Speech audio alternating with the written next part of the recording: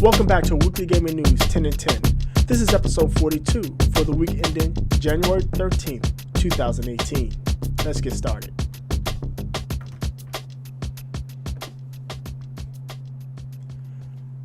Already a runaway hit on PC, Players Unknown Battlegrounds is shaping up to be just as popular on Microsoft's Xbox One. It has been reported that PUBG hit 3 million players before the end of 2017. That's right, that's 3 million players in less than 20 days. PUBG was originally released on December 12th for the Xbox. Currently in early release with many bugs and constant updates, it'll be interesting to see if PUBG maintains its momentum throughout 2018 on the Xbox One. Assassin's Creed Rogue 4K Remaster that was leaked a little while back is actually happening. Ubisoft made the announcement this past Thursday, giving it a release date of March 20th of this year. Assassin's Creed Rogue was released on last-gen systems only, the Xbox 360 and PS3, at the same time as the ill-fated Assassin's Creed Unity. In an interesting twist, Assassin's Creed Rogue tells the story of an assassin that jumped ship to join the Templars.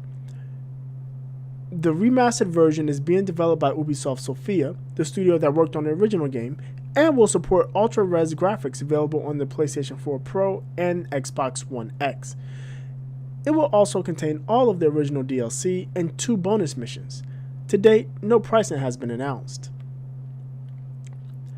A group of fans reimagined the original Kid Icarus as a 3D platformer.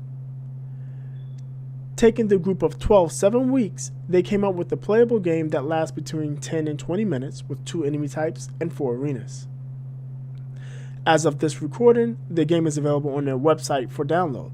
I say as of this recording because, as we all know, Nintendo's not a fan of unofficial fan-made anything.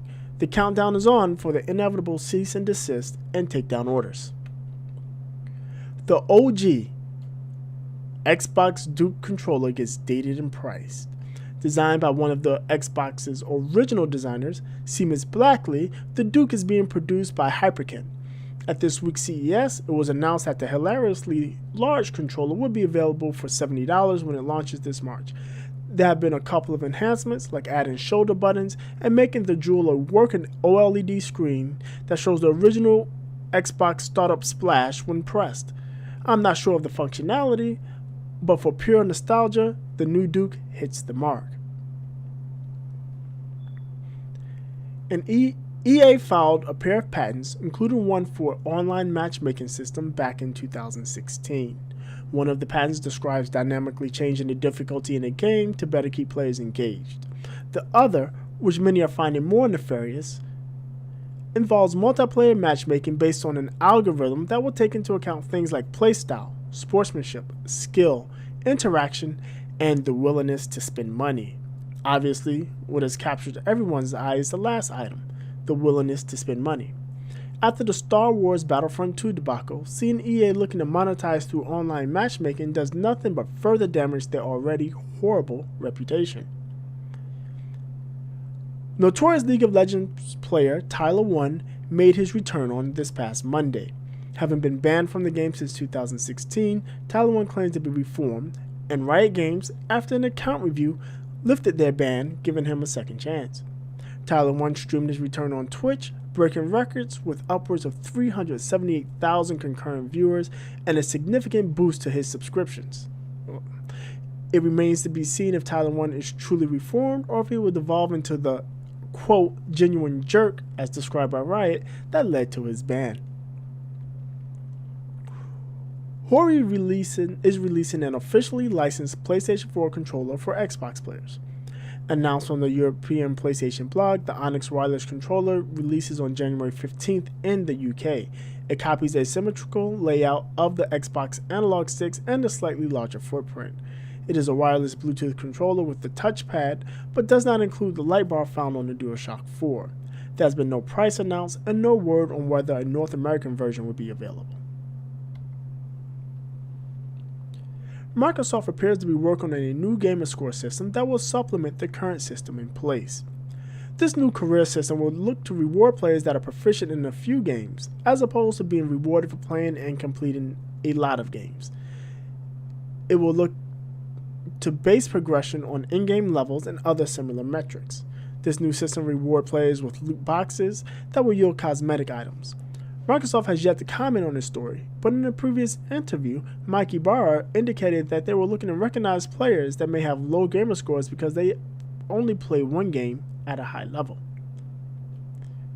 This past Thursday, Nintendo held what they dubbed a Nintendo Direct Mini. In the 14-minute video, they made several announcements, including a new Mario Tennis game, an SNK fighting game, and a new Kirby game. They also announced several ports, including Dark Souls, Donkey Kong Country Tropical Freeze, and another version of Hyrule Warriors. Also in this Nintendo Direct Mini, more DLC for Mario Plus Rabbids, and free DLC for Super Mario Odyssey. Head over to Nintendo's website and watch the video to hear all of Nintendo's announcements. In a follow-up to the tragic swatting call at the end of 2017, the alleged swatter, Tyler1 has been arraigned in Kansas and charged with involuntary manslaughter, giving false alarm, and interference with a law enforcement officer. If found guilty of all charges, Beerus could face penalties in excess of 60 months in jail and $300,000 in fines. Now to find the co-conspirator and bring him to justice as well. That will do it for this week's episode of A Weekly Gaming News 10 in 10.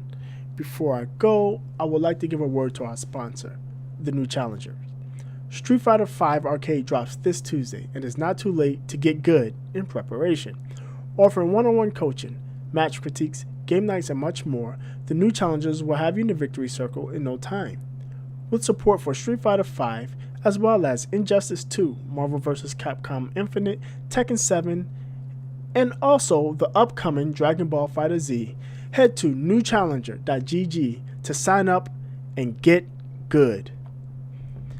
Finally, if you'd like to hear more details on these stories and more, join Trinell and myself for a weekly gaming news show, live on Facebook, Mixer, Twitch, and YouTube Sundays at 7 p.m. Eastern.